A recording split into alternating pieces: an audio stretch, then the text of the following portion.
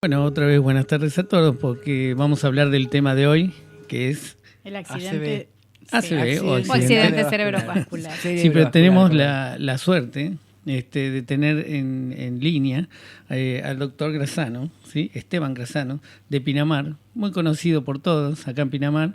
Y bueno, le damos la bienvenida. Esteban, ¿estás ahí? Hola. Esteban, ¿estás ahí? A ver. Ahora sí. Ahora sí. Me habías escuchado antes, entonces. Sí, te había escuchado antes, pero bueno, repito, ¿qué tal? ¿Cómo están? ¿Qué tal? Buenas tardes. Buenas tardes. Hola. Doctor. Lo vamos a llamar doctor en esta sesión. Está bien. Me gustaría primero preguntarte, ¿no? Y que nos cuentes un poquito, aquí vamos a hablar del ACV, todo lo que podemos informar a la sociedad con el tema de cuidados y por qué se produce. No sé, ¿qué te parece? Pero cómo no, mira, es un tema realmente hoy que tiene una vigencia absoluta, sí. No solamente en lo general, sino también en lo particular, porque esta es una época de accidente cerebrovascular. Puede ser que sea la tercera causa en el mundo, ¿no? De muerte. Y morbilidad, de las dos cosas. Claro, y movilidad, en la tercera morbilidad edad, ¿no? Y muerte. Sí, además... digo que es una patología que además de tener vigencia es de esta época del frío. Ajá. Que es casi estacional, digamos, el mayor punto donde aparece este tipo de patología.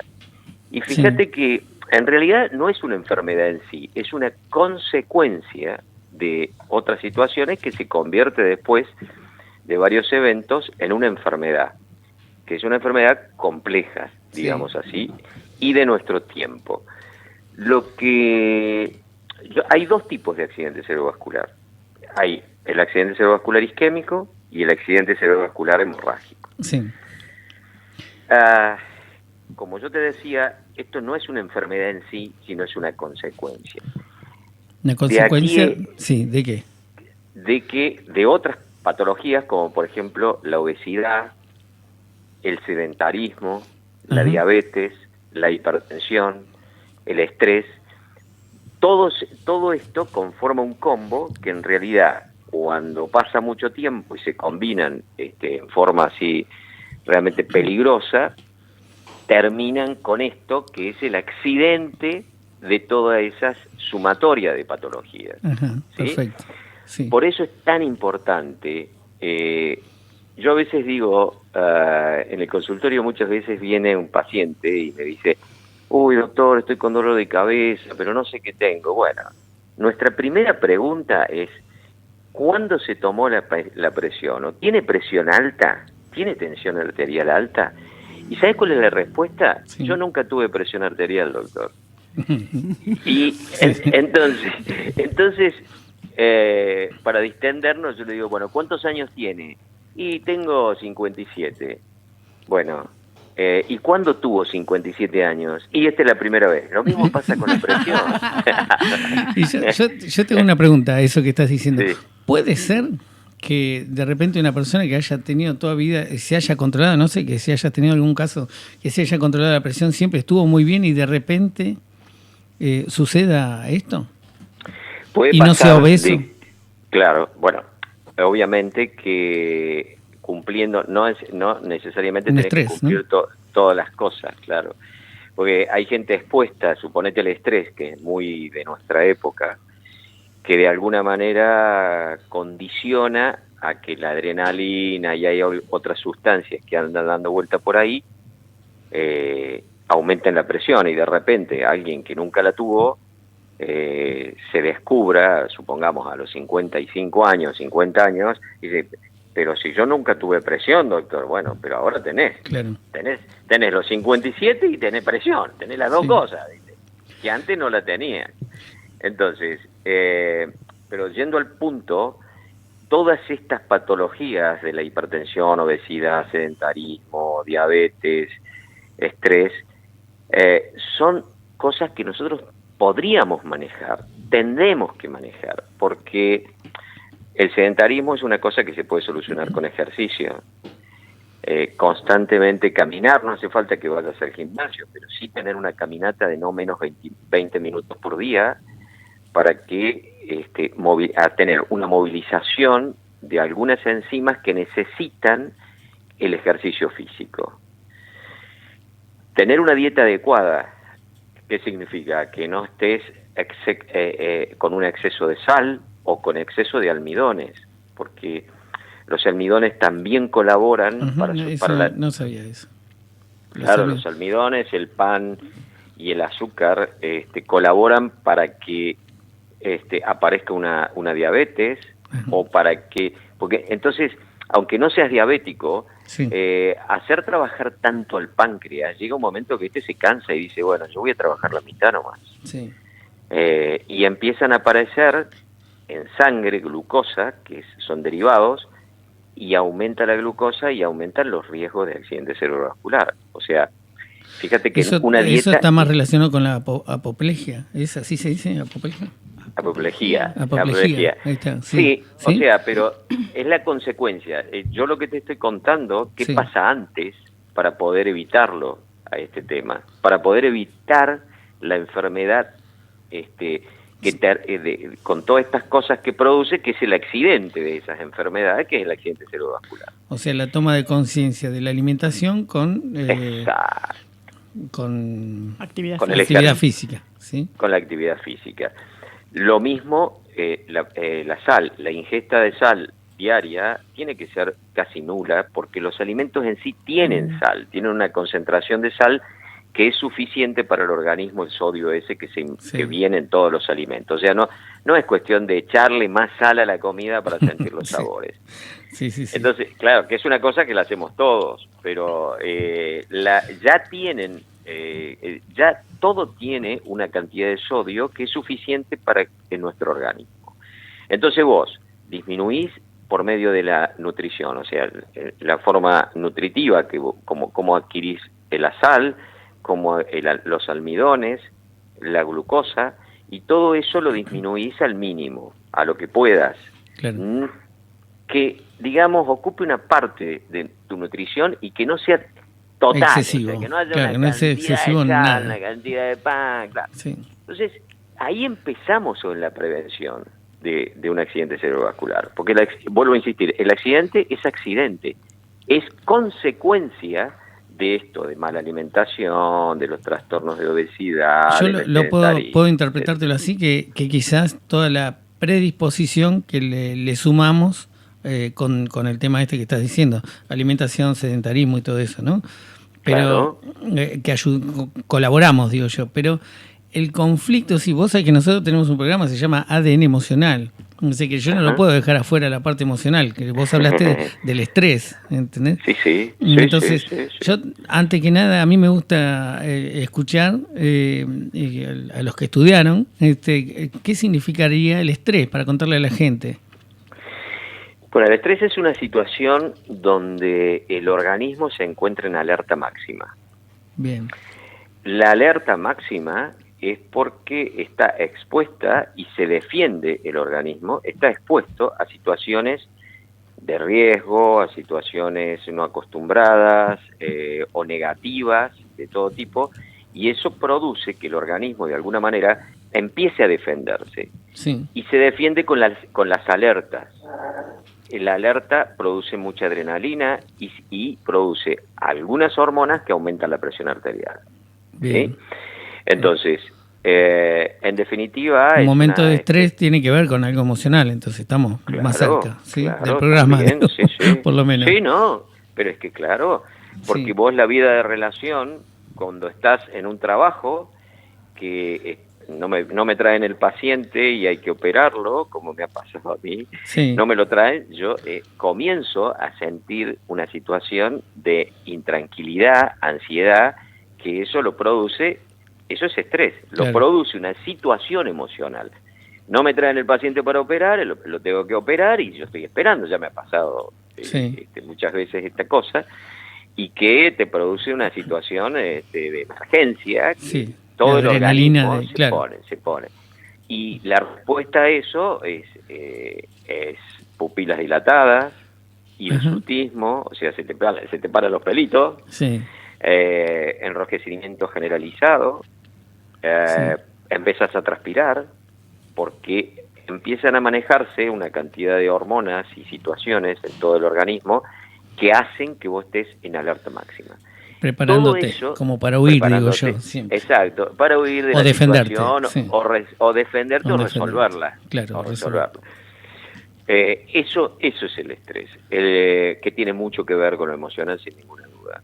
Perfecto. Ahora, pero volviendo al tema nuestro, que tiene mucho que ver con esto, lo que yo te decía, que bueno, el accidente es, digamos, la última etapa de todas estas situaciones que se han ido juntando. Claro. Entonces, ¿qué se produce? Lo que los americanos llaman stroke, rápido, que es la pérdida de función cerebral por un momento.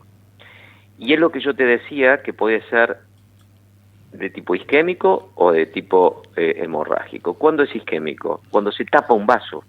Sí. Cuando hay un vaso que está tapado, entonces todo lo que irriga y que de alguna manera alimenta, descenso del flujo sanguíneo. Exacto, no hay más flujo sanguíneo, no se alimenta y hace como un paro esa situación, o sea, hace un paro y por ahí viene la pérdida de conciencia, o si está en una zona muy elocuente motora, se le cae un brazo a la persona, o hasta puede perder la conciencia, o se desvía la vista, etcétera. Hay manifestaciones de acuerdo al lugar donde ya no hay más sangre que irrigue ese lugar. Claro. Esas lesiones isquémicas son bastante importantes, suelen ser de menor, que hay una patología que se llama crisis isquémica transitoria, que es transitoriamente se tapa un vaso y después recupera el flujo y la función que está afectada empieza de nuevo a ponerse en evidencia. Eso, lo que nosotros llamamos crisis isquémica transitoria, que el vocablo está migrando ya hacia accidente cerebrovascular con déficit semipermanente. Viste que los médicos cambiamos de vez en cuando las palabras. Sí, bueno, pero es evolutivo también. Sí, evolutivo, no, porque van aceptando otras cosas más dentro de del síntoma, digo yo. Sí, seguro. O sea, el análisis de la situación lleva a que hoy se está dejando de utilizar un poco la crisis isquémica transitoria, que es el AIT, y evolucionando hacia accidente cerebrovascular con déficit. Sí. Bueno, eso es lo que es el isquémico, que suele producirse mayormente en los hipertensos. Los hipertensos, los diabéticos, los obesos, tienen una tendencia a hacer una disminución del flujo, o por aumento de la concentración, digamos, de colesterol, triglicérido, o de la concentración, o el aumento de la coagulación de la sangre, hacen que esta situación se tape un vaso y termine isquémica una zona, o sea, sin irrigación, y la función se desconecta, es decir, no se puede conectar, por eso se le cae el brazo, el ojo, lo que sea. Sí. Exactamente. Bueno, eso es lo isquémico. Lo hemorrágico sería, ¿no? Y lo hemorrágico es cuando se rompe un vaso y hay extravasación sanguínea a partir del vaso e invade el tejido cerebral. Ahí te quiero hacer una preguntita en el medio, que tiene que ver con... Dale. Ahí puede estar más relacionado todavía el tema de la alimentación en lo que ustedes... Porque el ácido, digo yo, ¿no?, que produce para poder deshacerse, digo yo, el conducto. Vasos sanguíneos. Sí. ¿Qué me decís de eso? ¿Puede ser estar más relacionado, no? No sé. La alimentación está relacionada siempre con todas estas patologías. Con todas estas patologías, porque sin duda influyen muchísimo. Pero en sí, el episodio hemorrágico, cuando se rompe un vaso, que hay extravasación sanguínea, vos tenés ahí hay un problema importante, porque hay dos problemas. Primero, que dentro del cráneo, lo único que cabe es la masa encefálica, no cabe otra cosa. Está todo tan perfecto diseñado que hasta la mínima situación que haya dentro que no pertenezca a lo que ya está puesto, al espacio, produce un daño secundario importante. El primario se rompe un vaso, y el secundario eso expande y produce edema cerebral con muerte secundaria a la extravasación del sangre. ¿Se entiende lo que digo? Sí, sí. O sea, acá estoy con Delia y Cristina, digo, que me entendieron. Sí, perfecto. Es muy claro. Entonces, ¿cuál es el tema de esto? Todo lo que sea el accidente cerebrovascular hemorrágico, en general puede ser por hipertensión, que es el más frecuente, o las hemorragias subarachnoideas, que son a partir de la rotura de un aneurisma o de una malformación arteriovenosa o algún circoio, alguna situación congénita, que fíjate vos que mucha gente lo lleva durante toda la vida a un aneurisma, y cuando llega a los 50 años hace crisis hipertensiva y termina rompiéndose. Ese aneurisma que tanto lo cuidó el organismo durante 50 años, le dijo, no te rompa, que llega a 50 años, hace crisis hipertensiva, pumba, se rompió. Entonces, en definitiva, el accidente cerebrovascular hemorrágico es una cosa grave, importante, y tiene que tener diagnóstico. Eso es un resorte del neurocirujano, en realidad el diagnóstico de eso, que tiene que tener diagnóstico de precisión para poder actuar sobre él. No todos son quirúrgicos, pero hay que tener muy claro cómo clasificarlos y cómo clasificar ese enfermo para que su evolución sea adecuada. Bien. Es un enfermo, digamos, de resorte de neurocirugía, no es resorte de ninguna otra especialidad, porque, bueno, hay que tomar decisiones ahí que muchas veces no son quirúrgicas, pero otras veces sí. Bien, o sea, ¿qué le podríamos decir a la gente como prevención de todo esto? Aparte de lo que dijiste, ¿no? Quizás puedas agregarle algo más directamente, así. Sí, yo creo que es sumamente importante la vida sana.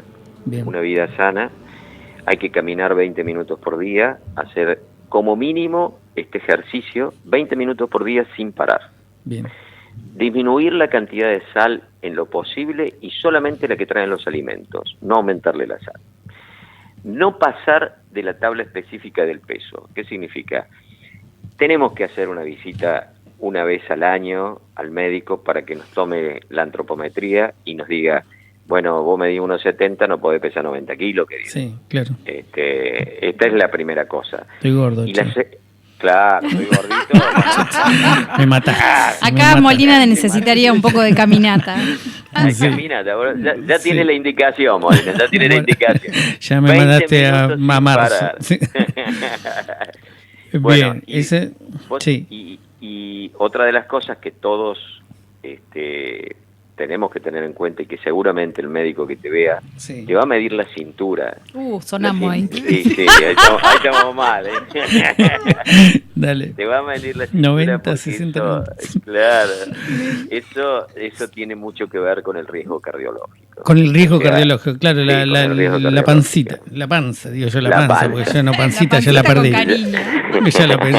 Che, qué tema. Bueno, entonces, dale. Perdón. Tenés este otro tip que si aumenta mucho el volumen de la panza, es una cosa que te hace en una situación de riesgo. Okay. Entonces son pequeñas cosas, poca sal, comida saludable, ejercicio, que no te crezca mucho la panza y sin duda tener dos cosas importantes en la vida que hay que manejarlas, que a todos nos gusta, que es el alcohol. Estábamos esperando con un champán. Solo los martes tomamos nosotros, que es el programa. Mentira. Yo le voy a extender de lunes a viernes nada, sábado y domingo sí. Bien. O sea, eso es una pena. Mira, hablábamos los otros días con te vi quemadito en la playa en España, me imagino que algo de alcohol habrás tomado, no me hagas trampa. Bueno, pero todo ¿no? moderación. Haz lo que yo diga y no lo que yo haga, decime, igual no lo veo gordo, lo veo bien. Te vi bien en la foto. Gracias. No, el tema está en que los otros días hablábamos con un neurocirujano, con un colega de acá de Buenos Aires, y me decía, che, ¿vos cuánto hace que ya estamos en el tema? Y yo hace 39 años y medio que soy neurocirujano. O sea, y el problema era que nos habíamos pasado toda la vida casi de guardia y no podíamos tomar. Y resulta que ahora que llegamos a los 60, tampoco podemos tomar. ¿Cómo es la asunto? Explíquenme. Yo no sabía esta última, porque de lo contrario hubiera aprovechado un poquito. Algo. Sí, bueno, pero una copita, así, con moderación. Sí, acá nosotros tenemos una copita y al lado otra. Claro, ese es el problema. Que llaman a las amigas, las copas llaman a los amigos. Sí. Traemos como 10 copas para cada uno. No sé. Bueno, yo quería hacer una preguntita para que la gente sepa y para mí también. ¿Qué síntomas tenemos que tener en cuenta para una situación, no sé, decir, bueno, vamos a la guardia, alguna situación que nos diga, bueno, es una probabilidad que esté pasando un accidente cerebrovascular? Bien, el primer síntoma es una cefalea intensa, los vómitos, cefalea y vómitos es una asociación que hay que hacer la consulta, y después la desorientación. El síndrome confusional va siempre de la mano de un accidente cerebrovascular. Como en general pasa esto, o sea, se desorienta alguien que se desorienta o que no reconoce a alguien dónde estoy, quién soy, pero con que gente, no está con gente que está siempre al lado de ellos y que no está con una pérdida de conciencia, sino que está desorientado, está con un síndrome confusional. Claro. Eso asociado a lo que otras cosas que hemos hablado, más una cefalea y vómitos, estamos en presencia de una CB seguro. Bien, mira, Esteban, ahora te dije Esteban, ya es que seguimos tomando champán nosotros, entonces ya ahora tengo confianza. Me lo debe. Bueno, te esperamos para la próxima igual. Mira, otra pregunta. Es muy común que los médicos sean escépticos, ¿no?, a la relación emocional, con relación a poder interpretar cuál es el sentido emocional que tiene la persona para generar este tipo de síntomas. No sé si alguna vez escuchaste. Hoy hay mucho bioneuroemoción, biodecodificación, desprogramación y todo eso. Bueno, este programa también se dedica un poquito a entender lo que es el programa mental, vendría a ser de pensamiento, para que genere una determinada emoción que en definitiva va a terminar en este síntoma, ¿tá? Porque nosotros no creemos en la enfermedad, sino en un síntoma generado por una emoción que tiene que ver con todo lo que dijiste, las personas que aumentan de peso, yo, o que, bueno, cómo nos alimentamos, el sedentarismo, todo tiene que ver con la emoción también de cada uno, ¿no? Para ser como es. Sin duda. Más la historia del árbol, que sería la forma de percibir transgeneracional, que sería la epigenética conductual de la familia, del árbol sin general. Duda que es así, sin duda que es así. O sea, sin duda porque las emociones hacen variar absolutamente todo el sistema endocrinológico. Bien. Que tiene muchísimo que ver, porque si es lo que hablábamos antes. ¿Qué significa el estrés? Alerta máxima. ¿Qué da la alerta máxima? Sí. La alerta máxima la da la adrenalina, aumenta por ahí la acetilcolina donde no tiene que estar, que la transmisión sea distinta, y hay una cantidad de hormonas que están funcionando. Fíjate que en el sueño, el sueño, por eso es tan importante que la gente tenga un sueño reparador. Existen 2 o 3 hormonas que se producen durante la noche, que son la angiotensina y la renina, que son muy, muy hipertensivas. Son hipertensivas porque se producen en el momento de estar acostado, o sea, que no tiene nada que ver la gravedad de la Tierra. Vos cuando te levantás, caminás, y la gravedad hace que la tensión baje, ¿ok? Sí. Cuando estás acostado no, porque estás antigravitacional, estás al revés. Entonces, aprovecha el organismo, no es que aprovecha, sino que es un mecanismo que tiene el organismo de defensa y produce angiotensina y renina. Sí. Cuando vos tenés un mal sueño, aumenta muchísimo la angiotensina y la renina. El mal sueño para nosotros tiene que ver con las descargas emocionales, ¿no? Que por eso si vivimos emociones muy fuertes, vamos a tener Y quizás estos malos sueños que digas o pesadillas o cualquier cosa que... O pesadilla o que no estás en fase 3 de el REM, que nosotros le decimos, que es cuando vos tenés varias fases en el sueño, ¿no? Y bueno, hay una que estás profundamente dormido. REM. Claro, bajas la corteza cerebral y estás, digamos, la corteza descansa y se vuelve diencefálica, que es lo que está abajo de la corteza cerebral, que es la que piensa. Bien. ¿Sí? Está desactivada, ahí está el sueño. En la tercera fase está el sueño. Y ahí planea el organismo. Pero si vos no llegás a la tercera fase y queda en la corteza trabajando, viste que dice, estoy trabajando de noche, que estoy mal. Sí. Bueno, produce una cantidad de hormonas que hacen que aumente la presión. Claro. Mucho. Tal es así que si vos haces estadísticas, los accidentes cerebrovasculares son más frecuentes después de comer o durante la noche. Bien. Después de cenar. Si vos haces eso y si vos lo llevás a lo emocional, mirá cuánto tiene que ver. No, está bien, pero para que suceda todo eso nosotros, por ejemplo, en el caso nuestro, de explicar lo que tendría que ver este síntoma, tiene que ver con un gran conflicto de desvalorización y territorial, ¿tá? Desvalorización con alguien en clan. Yo lo identifico de esta forma. Mirá, a ver si vos podés abrir tu corazón y entender lo que nosotros transmitimos, a pesar de que nosotros lo único que queremos hacer es colaborar con la ciencia, ¿no? Con la medicina. Dale. Entonces, suponete que una persona, te voy a dar ejemplos cortos porque no tenemos mucho tiempo. Que sería, si una persona... que esto a su vez tiene que ver con un conflicto de la infancia, siempre vamos a ir a la infancia, esto también toca un poco lo de psicología, que sería, si una persona deja su trabajo porque toma una decisión porque está manipulado por su mujer, por ejemplo, que le dice, deja de trabajar porque vos vas o al revés también, porque me hacen cara acá, o la mujer deja de trabajar porque... está perdiendo su identidad como territorio, ¿sí?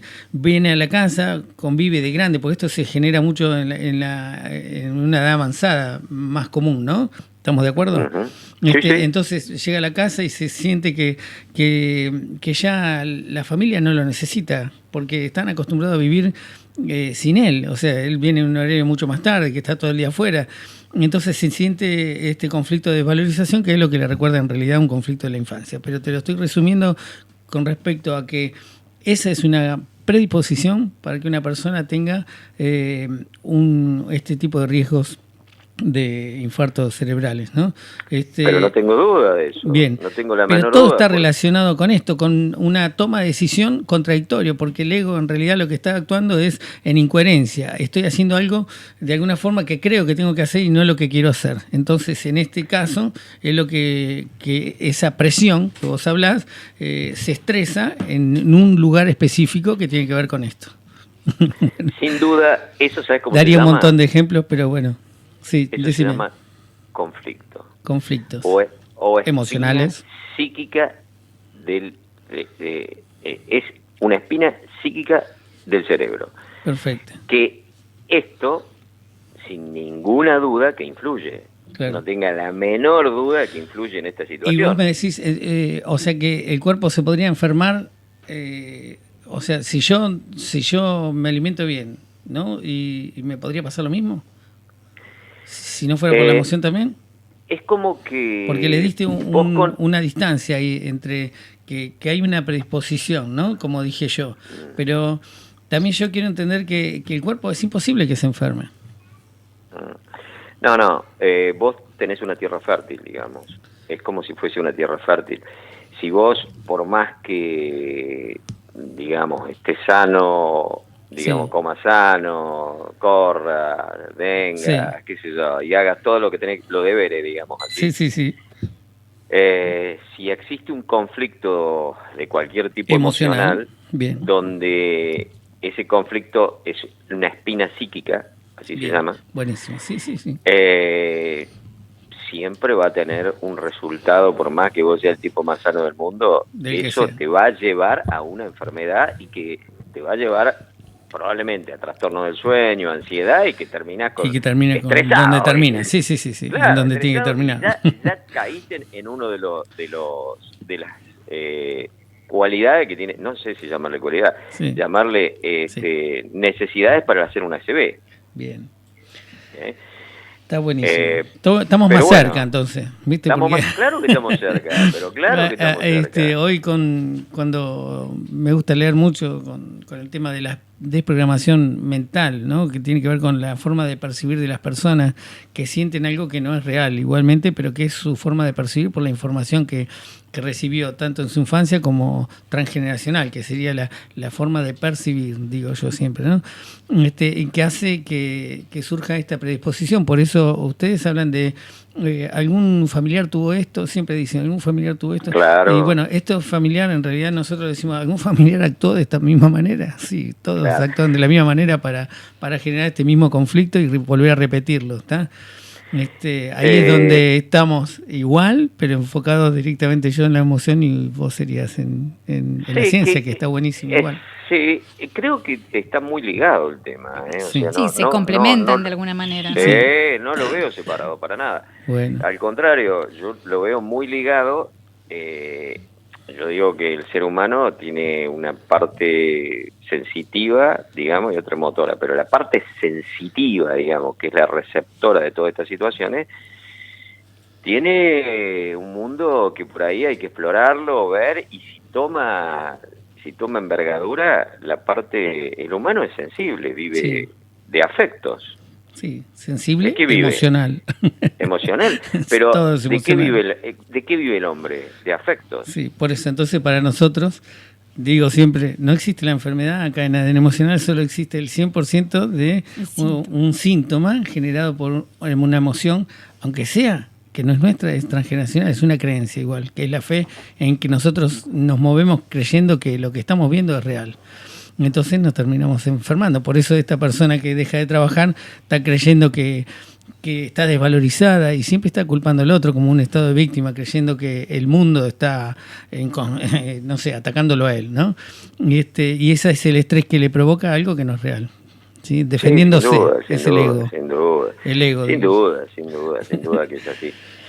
Bueno, Esteban, te agradezco un montón. Nosotros tres acá te agradecemos. Muchísimas gracias. Y bueno, un gusto hablar con ustedes. Lástima que no pudiste tomar champán con nosotros. Sí. Pero me lo deben, que no. Y me voy a comprar 2 metros para medirme ahora. No, mido un poco ahí menos. Ahí nos sacamos a caminar. Ahí me voy caminando. Dale, sáquenlo a caminar un poco, ¿no? Te agradezco un montonazo. Un abrazo grande. Hermoso, muchas gracias. Karina. Como siempre. Karina, ahí está. Un gusto escucharte. Bueno, gracias. Igualmente. Hasta luego. Chau. Bueno, nos despedimos de este bloque con ADN emocional. De ADN emocional en la parte de ¿con? El tema doctor de ACV. Con el doctor. El doctor Grassano. Bueno, ahí siempre ella saliendo. Perfecto. Bueno, vamos a un bloque.